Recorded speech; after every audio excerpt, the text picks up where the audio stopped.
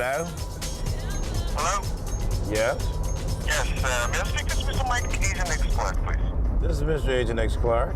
Aniki! Aniki, genki Hey, you here? Yeah, I just got to the airport now. With Nobu and some cheaper crew. Okay, check it out. Yeah. I'm going to pick up my records. I should be there in about half hour, maybe 45 minutes, because I got to pick up Thomas over there as well. I've been DJing since, I guess, 80, 81. When I first got into it, I was kind of at the parties looking at the DJs I was playing, and one of them was Delano Smith, Daryl Shannon, Ken Collier, and a few other people that some people know. And the thing that I always kind of noticed was every time they would play, like I would go out weekly, I would notice that they would play like, you know, the same record, but every time they played it, it looked different. I mean, it sounded different. And I couldn't figure out what it was that they were doing. And one day I just went behind a DJ booth. And when I went behind the DJ booth, I was overhearing them talking about if they played a certain record, the crowd would respond like this, or the crowd would respond like that. And I was like 13, 12, something like that. So I was totally mesmerized by hearing them talk and be able to do that. How you doing? Oh man, just going nuts. I'm over here at Archer's right now about to pick up the Natalie Cole, bro. Oh, sweet, you better save me one of those.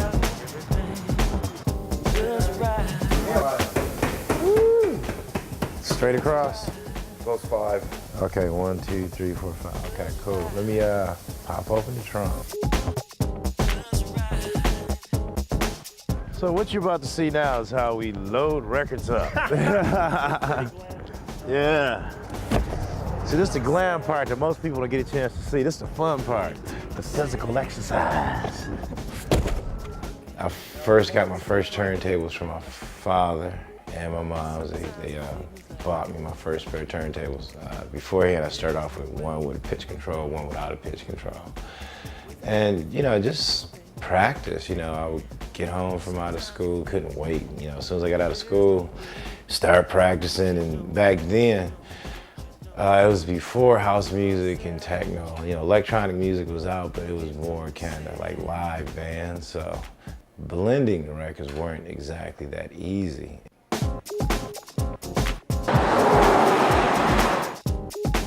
This is my Eineke right here, it's Taka. What's up, baby? This is the brother that's responsible for making Beatdown very popular in Japan. Nice. We've been doing tours out there ever since. Everybody know about sake, but the two things that most people know that comes out of Japan that's good, one is plum wine, the other one is the apricot.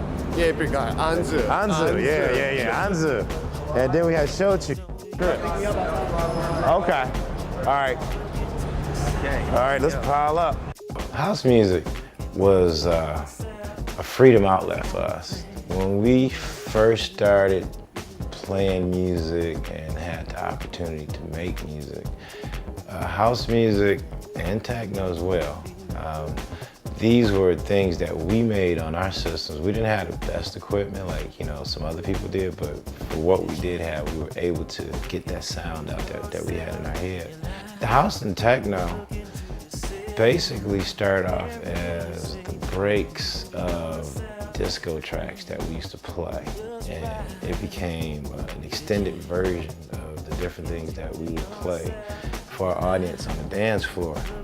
This is where I live at. This is the Lafayette Loft downtown. This is where like a lot of artists live at. A lot of DJs and producers like myself doing hip hop and house music and techno, photographers. It's pretty much like a good family unit. This is where I live at. Welcome to my place. We do have this one policy when you're walking in. Please take shoes off at the door. It's a harmony type thing. This is my Kichon. This is my girl Rika when she was a baby, it was a long time ago. This is for last year's movement. I like cereal like the rest of us. As we come down the hallway, I was not drunk when this was made. This is my office area. This is where we do everything. my CD duplicators, my printers. This is where the back catalog records is at here and down over there. These are SmartWorks. This is the size of a Japanese hotel shower head. As you can probably tell, it's a picture of me with my head stuck right there. Chiba! The Chiba boy. Chiba! This is DJ Nobu from Chiba City. How many Japanese guys you know got the froze? You know what I'm saying? House and techno. Technically, there's no real difference between the two, you know, only through the editorials, because basically the house music, that name came out of Chicago. Techno, that name came out of Detroit. And its history is always claimed, as well as being known.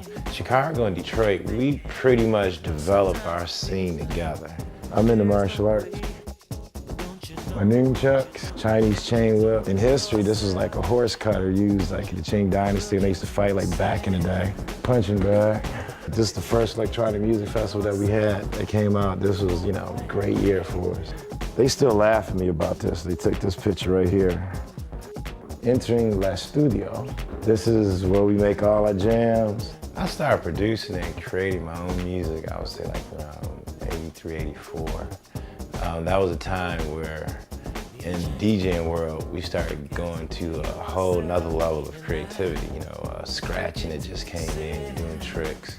And actually one thing that actually led to house and techno was when we were doing our music, we would have drum machines, keyboards, samplers with our turntables. This is the MPC 3000, which is one of the original Kai Lin drum sequencers. This is where it all started right here, the age of the turntables. Over here getting ready for the show I gotta do tonight, and got some CDs and stuff I gotta make. But since you're here, I can explain to you some of the stuff that I'm over here doing. Right now I got this CD right here playing, some tracks we got on CD. I'm about to bust into this one.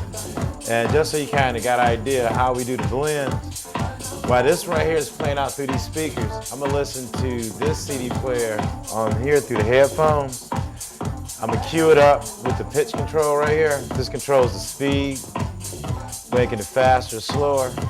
And I'm gonna try to see if I can make these two records talk to each other. Let's see what we do.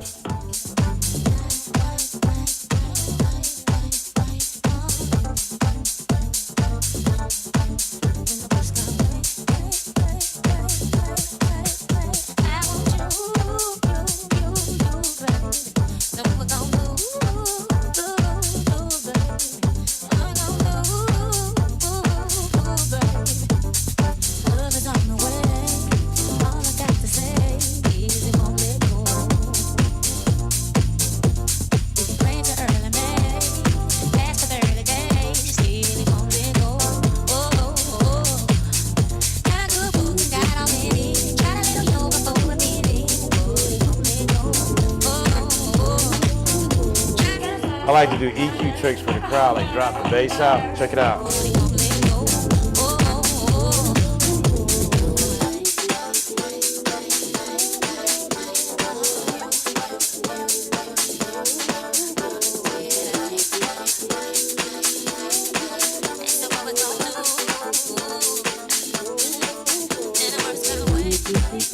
I'm stepping over to one of my favorite record stores. This is Melodies and Memories.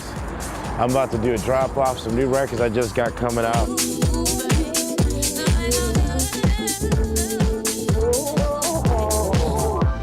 What's this? Some new records coming out. Yeah. Never have enough records. Yo, you know, that's what we do for a living, man. Yo, Kev, what up, bro? Hey. So I talked to Derek and got you that booth, man. So everything's straight for you. Yo, man, I appreciate it. What time do I need to be there tomorrow?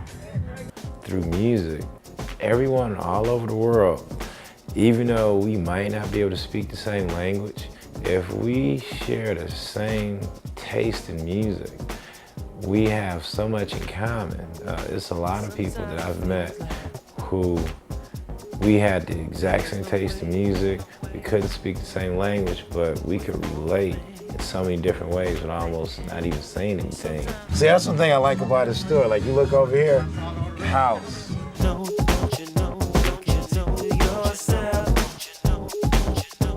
Right. House music is really what people dance to here.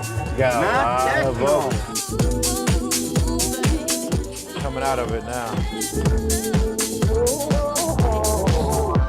It seems we've lost our touch. Now we on this one. Used to be so in love, yeah. But somehow we got A little more effects for the crowd. This is the echo part right here.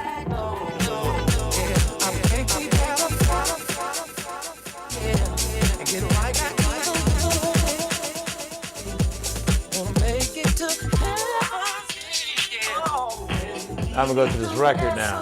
First I'm gonna find out which record I'm gonna pick. Down here.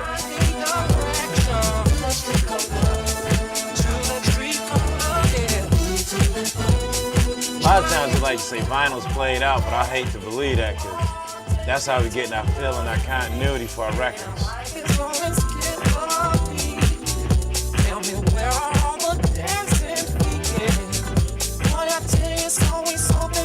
Here's a good one. Colonel Abrams. Speaking of classics, I'm gonna just kind of run you through a lot of the old school and jazz stuff. So when a lot of times we take records, we sample them. Classic Tramps, Donna Summers, Gino Socio, Gloria Gaynor, Flirts, Lolita Holloway, Disco Queen. Oh damn, we got Tom Joyner. I try to mix it all up. I'll have a vocal acapella with Afro-Cuban drum going, get ready to hit something else in between that. It covers all the grounds, and if I mix it just right, you know, I like to do tricks. You know, I play with the EQs and things like that to try to make everything sound like one record. I don't know if you probably wasn't looking. I put you guys in lunchbox heaven. Bruce Lee, you can't argue that. Come on, Bruce Lee.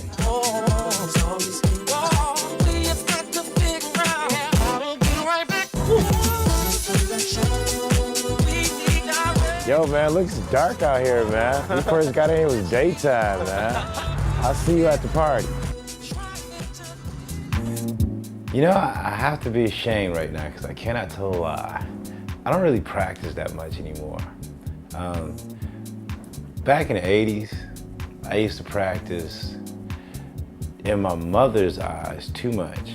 She thought I was obsessed with it, but it was more or less like just an amazement of a new craft or something that I could practice on my own time and perfect, and it was mine. You couldn't take it away. So I'm running late. I'm actually known for that in a way, you know. For years, I've always kind of showed up after 11 o'clock. I mean, he can tell you I run in late all the time, you know. Japanese, here's the camera crew. Yeah, here's the DJ's girlfriend. Those people I don't know.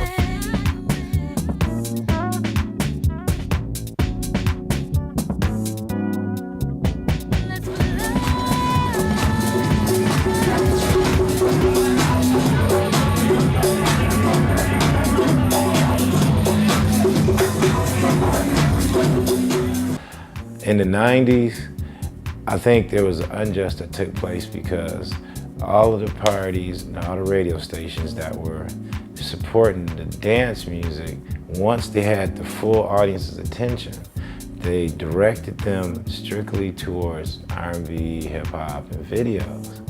And when that happened, we lost our audience.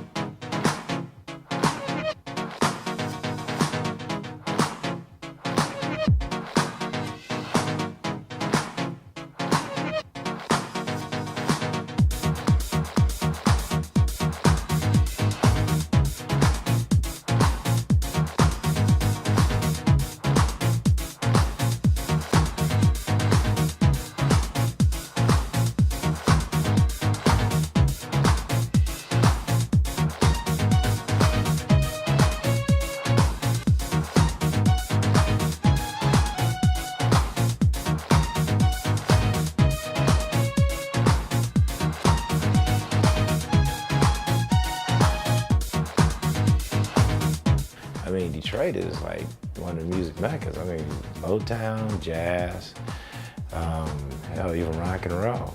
We've done a lot.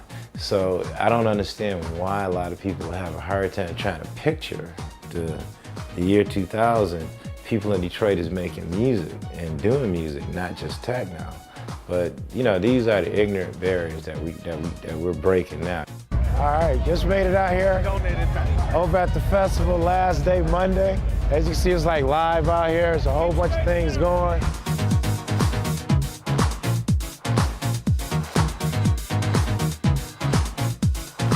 And this right here is Brother Norm. That's Norm and Norm. Yeah, Brother Norm Towers. We grew up on 7 Mile, 6 Mile, Greenfield together. West side. Yep, G West down side, through. brother.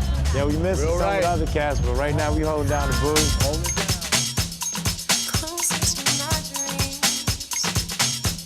Let me show you how we hype crowds up.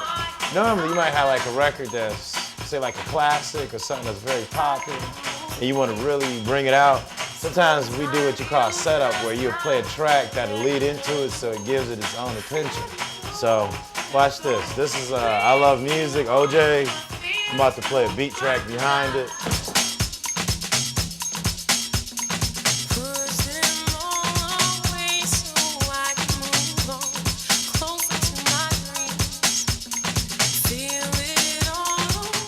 This always works.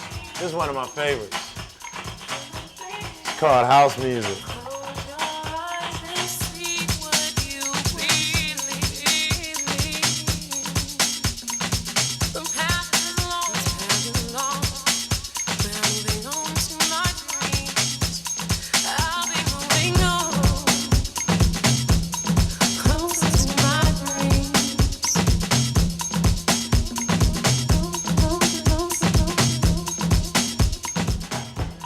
Play with the hi-hat.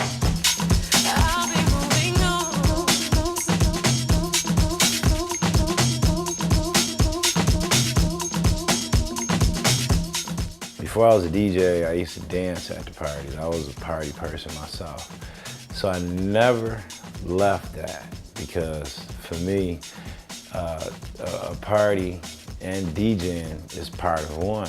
You know, I'm not going to try to get people to listen to what Mike Clark wants to hear, as opposed to Mike Clark is partying with y'all and this is what we all want to hear. A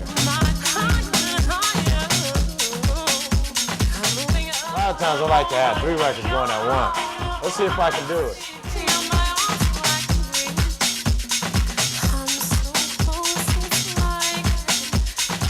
Right now we got these 2 going.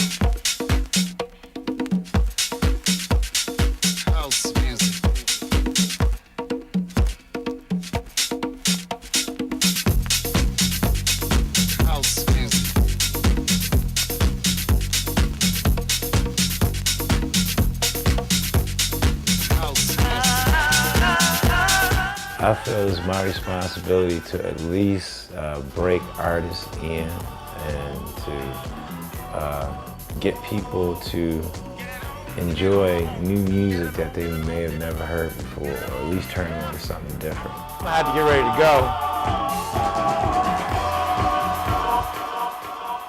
So that's pretty much what I do. That's how we mix, and that's how we do the club late night thing. My name is Mike Clark.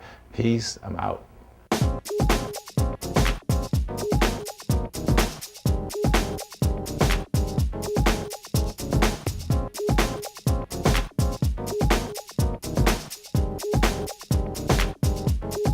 Sometimes it feels like there's no way